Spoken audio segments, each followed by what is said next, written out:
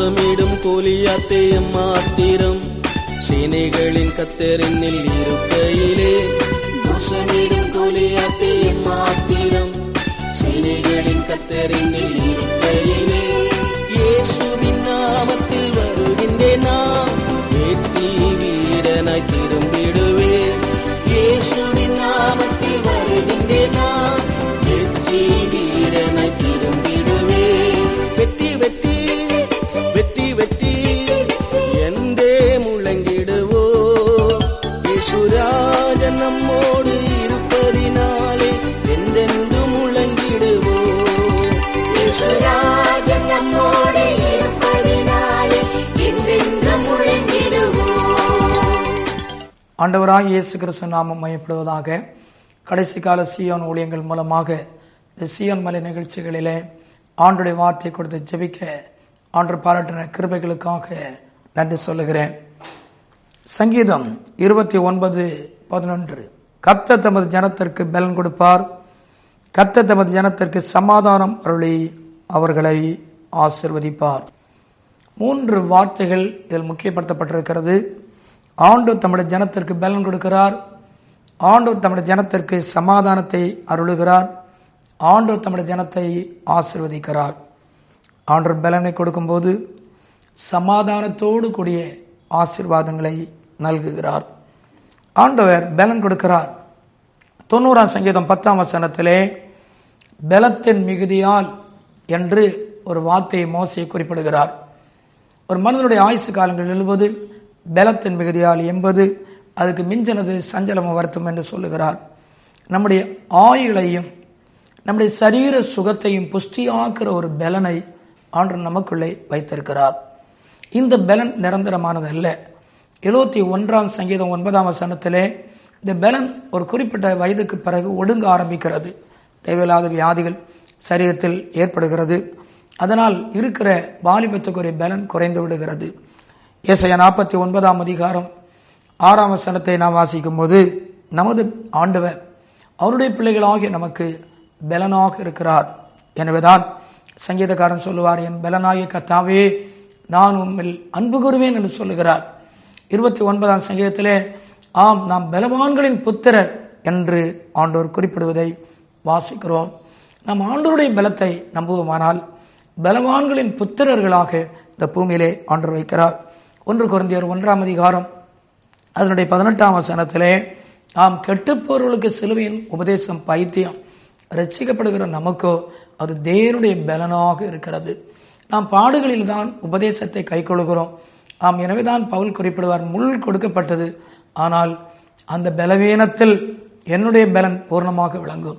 சோதனை ஒரு பக்கம் இருக்கலாம், துன்பம் கண்ணீரும் இருக்கலாம், ஆனால் கர்த்தரை தான் நாம் நேசிக்கும் போது அதுவே பலனாக ஆண்டவர் மாற்றுகிறார். அருமையானவர்களே, 1 சாமுவேல் 2ஆம் அதிகாரத்தில் அன்னாளுடைய கண்ணீர் ஜபங்களும் ஸ்தோத்திர ஜபங்களையும் நாம் பார்க்கும்போது அவருடைய 9-10 வசனத்திலே சொந்த பலத்தினால் ஒரு காலம் மனிதனுடைய பலத்தினால் நீதிமானை மேற்கொள்ளவே முடியாது. ஒரு நீதிமானாக ஆண்டவர் நம்பியிருப்பது உண்மையானால் அவர் நமக்கு பலன் கொடுத்திருக்கிறார். ஒரு காலம் சத்துருவோ எதிரியோ அவர்களுடைய பலத்தினால் நம்மை மேற்கொள்ள முடியாது என்பதை நாம் அறிந்து கொள்ள வேண்டும். அதற்காக வேதத்தில் நாம் வாசிக்கிறோம். சங்கீதத்தின் புத்தகம் 138 அவருடைய 3ஆம் வசனத்தில் சொல்லப்பட்டிருக்கிறது, ஆத்துமாவிலே பலன் கொடுக்கிறேன். ஆண்டவர் நம்மை சரீர பலன் மாத்திரமல்ல ஆத்துமாவிலே பலன் கொடுக்கிறார். அதனாலே மகிழ்ச்சியாக இருக்கிறோம், துதிக்கிறோம், பாடுகிறோம், ஜெயம் எடுக்கிறோம். எனவேதான் நெகேமியா குறிப்பிடுவார், கர்த்தருக்குள் மகிழ்ச்சியாக இருப்பதே உங்கள் பலன் என்று சொல்லுவார். நாம் ஆண்டவருக்குள் துக்கப்பட அல்ல, கவலைப்பட அல்ல, கலங்கி கண்ணீரோடு இருக்க அல்ல, நாம் அவருடைய பலத்தை பெற்றுக்கொள்ள வேண்டும். யோசுவா 14ஆம் அதிகாரத்திலே அன்றைய காலை யோசுவா கேட்பார், அந்த எப்ரோனை எனக்கு தாரும், அங்கே ஏனாக்கின் புத்திராய ராட்சதர்கள் இருக்கிறார்கள், அவளை நான் துரத்துவேன் என்று குறிப்பிடுவார். எந்த 6 லட்சம் புருஷர்கள் ஒரு சமயத்தில் என்னாகும் 13ஆம் அதிகாரத்திலே ஆம் எங்களை கொல்லும்படிக்காக கொண்டு வந்தீர் என்று மோச இடத்தில் சொல்லும்போது எளிதாக ஜெயிக்கலாம் என்று காலேபும் யோசுவாவும் சொன்னார்கள். அதே காலேப் 84 வயதானாலும் அதே பலன் இன்றைக்கும் இருக்கிறது என்று சொல்லி அந்த பலத்தினால் நான் ராட்சதர்களை ஜெயிப்பேன் என்று சொல்லுவார். 6 லட்சம் புருஷர்களால் முடியாத காரியத்தை ஒரு யோசுவா, ஒரு காலேப் விசுவாச அறிக்கை பண்ணியது மாத்திரமல்ல, இப்பொழுது முதிர்வயதான காலேப் முடியும் என்று சொல்லுகிறார். அருமையானவர்களே, பலன் எங்க இருக்கிறது? சரீரத்தில் மாத்திரமல்ல, இதயத்தில் மாத்திரமல்ல, நம்முடைய விசுவாச வார்த்தைகளுக்குள்ளே ஆண்டவர் வைத்திருக்கிறார். நாம் சொல்லிக்கொண்டே இருக்க வேண்டும், கர்த்தர் எனக்கு பலன் கொடுப்பார், ஆண்டவர் என்னை பலப்படுத்துவார். எனவேதான் பவுல் குறிப்பிடுவார், என்னை பலப்படுத்துகிற இயேசு கிறிஸ்துவினாலே எல்லாவற்றையும் செய்ய எனக்கு பலன் உண்டு என்று சொல்லுவார். அமரிமையானவர்களே, இருக்கிற பலன் போதும், இருக்கிற கிருபை போதும். அவர் பலத்தை புதிதாக்கி கொண்டே இருக்க வைப்பார், இன்னும் பலன் கொடுப்பார். நாம் வெளிப்படுத்தும் விசேஷம் 3:8 பிலதெல்பியா சபைக்கு சொல்லும் போது, நாம் இருக்கிற கொஞ்ச பலத்திலே மறுதளிக்காமல் இருந்ததனாலே திறந்த வாசலை வைப்பேன் என்று சொல்லுகிறார். அருமையானுடைய பலத்தை கர்த்தர் கொடுத்திருப்பது உண்மையானால் நாம் மறுதளிக்க கூடாது. அதை துதித்து நாம் அதை உபயோகப்படுத்தும் போது ஆண்டவர் திறந்த வாசலை, தடைப்பட்ட பகுதிகளை நீக்கி ஜெயத்தை கொடுக்கிறவராக இருக்கிறார். கர்த்தர் தம்முடைய ஜனத்திற்கு பலன் கொடுப்பார். கர்த்தர் தம்முடைய ஜனத்திற்கு சமாதானத்தை அருளுவார். நம்முடைய ஆண்டவர் யார்? அவருடைய பிள்ளைகளை கலகத்திற்குள்ளும் குழப்பத்துக்குள்ளும் வைக்கிற தேவன் அல்ல.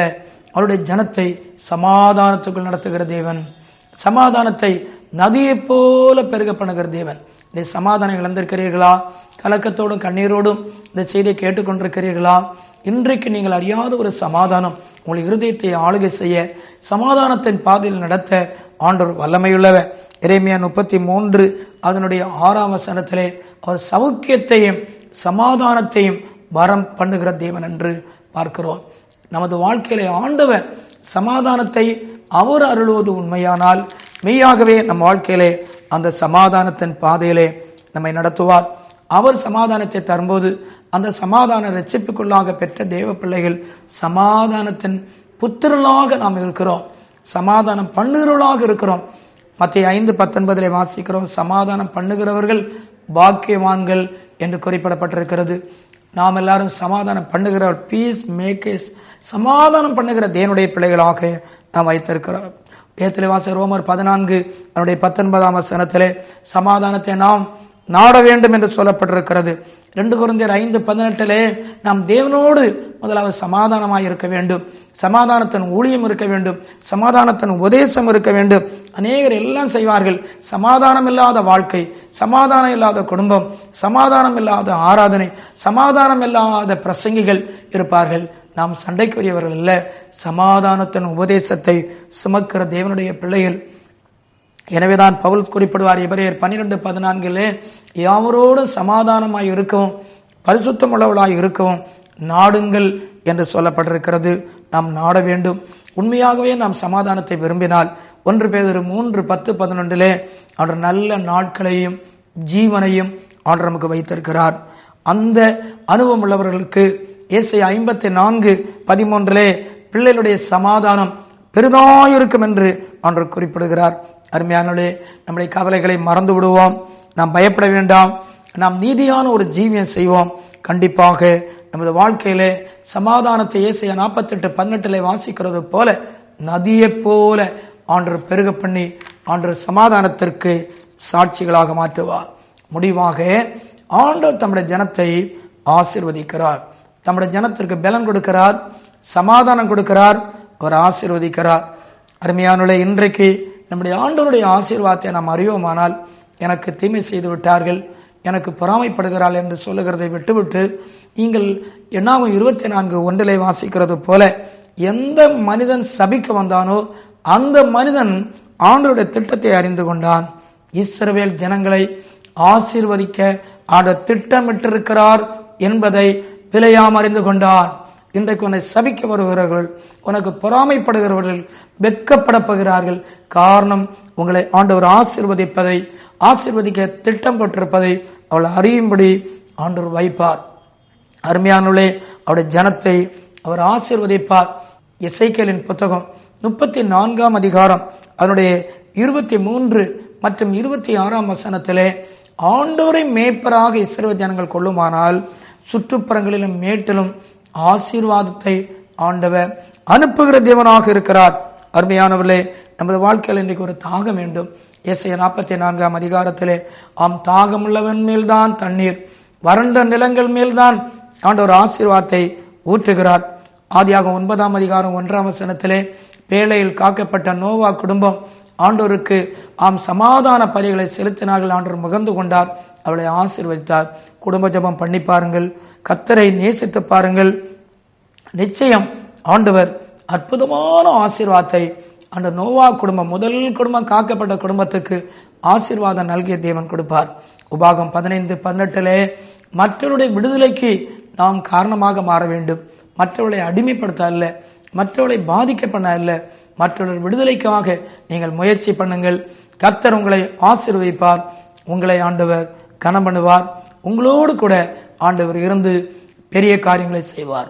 நாம் ஜெபிப்போமா? எங்களெல்லாம் ஆண்டவரே, பரலோகத்தின் பிதாவே, இந்த நாளிலே உடைய ஜனத்திற்கு நீர் ஆசீர்வாதத்தை கொடுக்கிறேன், சமாதானத்தை கொடுக்கிறேன். ஆண்டவரே, உடைய மக்களை பலப்படுத்துகிறேன். இந்த செய்தியை கேட்ட அநேகர் பலவான்களாக இருக்கிறது உண்டு, ஆனால் சமாதானம் இல்லாமல் இருக்கிறவர்கள் உண்டு. சிலரும் தங்கள் வாழ்க்கையில் ஆசீர்வாதம் இழந்திருக்கிறவர்கள் உண்டு. பலவீனர்களை பலவான்களாக மாற்றும். சமாதானம் இல்லாதவர்களுக்கு சமாதானம் கொடும். இன்றைக்கு ஆசீர்வாதம் இழந்தவர்களுக்கு ஆசீர்வாதம் கொடும். ஒருவேளை வியாதி என்ற பலவீனத்தை உண்டாக்கி பலவீனப்படுத்தப்பட்ட நபர்களாக இந்த செய்தியை கேட்பார்களானால், இன்றைக்கு இப்பொழுதே உம்முடைய வல்லமையினால் அவளை பலப்படுத்துவீராக, மான்களுடைய கால்களைப் போல மாற்றுவீராக. அந்த வியாதிகள் இன்றைக்கு மறைந்து போவதாக. சமாதானம் இல்லாமல் பிரிவினையோடு குழப்பத்தோடு இருக்கிற பிள்ளைகளுக்கு உண்மையான ஒரு சமாதானம் வந்து ஐக்கியப்படுவார்களாக. நீர் ஆசீர்வதியும் ஆண்டவரே. போராடி ஜெபித்து நன்மையை பெற்றுக்கொண்ட யாக்கோபை போல, இஸ்ரவேல் என்று மாறியது போல, இன்று முதல் இவர்களுக்கு ஒரு புதிய நாமத்தை கொடுத்து ஆசீர்வதியும். எல்லா நன்மைகளையும் கொடுத்ததற்காக நன்றி. இயேசு நாமத்தில் பிதாவே. ஆண்டவர் உங்களை ஆசீர்வதிப்பார்.